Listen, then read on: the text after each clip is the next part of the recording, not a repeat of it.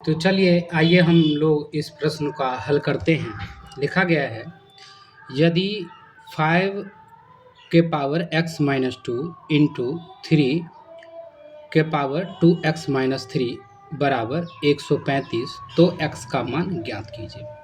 अब इस प्रश्न को हम देखने पर हमें यह पता चलता है, यहाँ 5 है, यहाँ 3 है और यहाँ 135। इसका मतलब है कि हमें जितना इधर है यानी कि 5 है, 3 है, इसी तरीके से 135 को भी उसी के अकॉर्डिंग हमें क्या करना पड़ेगा, तोड़ना पड़ेगा।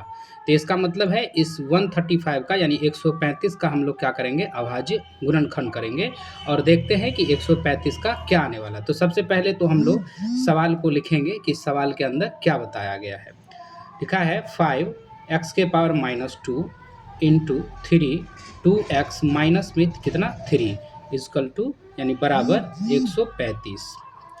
अब यहाँ पर 135 का हम लोग क्या कर लेते हैं, अभाज्य गुणनखंड करके देखते हैं कि इसका क्या घात आता है। 5 से लगाएंगे, 5 दूना 10, 3 सत्ते 35, 3 से लगा सकते, 3 9 में 27, 3 तिया 9, यानी कि इसको 135 को लिख सकते हैं 5 के पावर 1 और 3 के पावर में कितना 3।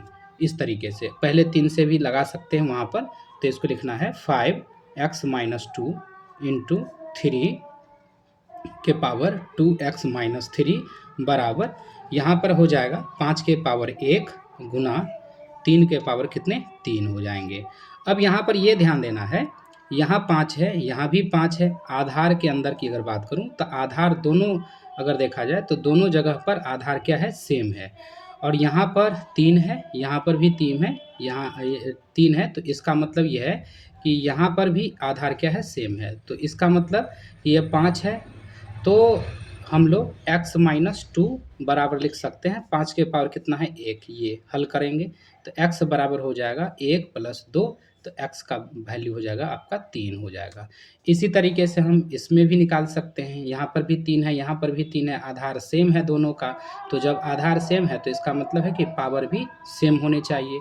तो इसलिए बराबर हो जाएंगे 2x माइनस 3 बराबर में कितना हो जाएगा 3।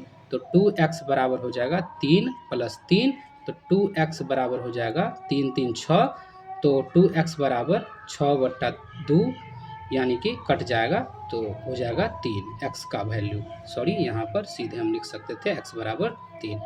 तो आप देख सकते हैं कि किस तरीके से x का वैल्यू 3 आया, इधर भी x का वैल्यू 3 है। तो इसका मतलब है कि यहाँ पर जो x की जगह पर 3 था। ठीक है, थैंक यू।